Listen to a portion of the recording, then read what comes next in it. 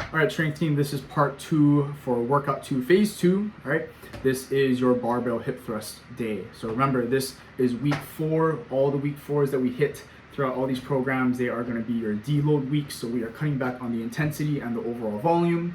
So last week you did 2 sets of 8. You should have peaked at whatever weight you're using.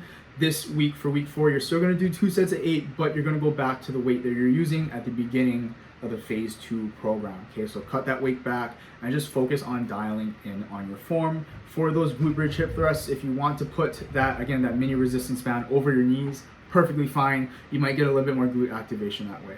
Okay, then following that, single leg dumbbell deadlift. All right, for this one, I'm assuming you guys might have been using the same weight all the way through, and that's perfectly fine. But for this one, 2 sets of 8, just like last week. If you want to try to go up a little bit, you can. But if anything, this exercise, I want you guys to just perfect your form. Right? I know some of you guys have trouble with it, so that single leg dumbbell deadlift, 2 sets of 8, just try to perfect the form. If you feel good, you can push the weight. All right. Then you guys have your dumbbell kneeling press, right? This is still going to be 2 sets of 10.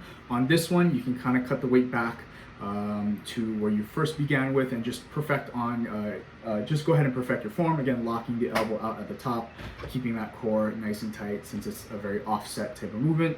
Barbell row. So thank you to you guys that have been sending me your videos for the barbell row.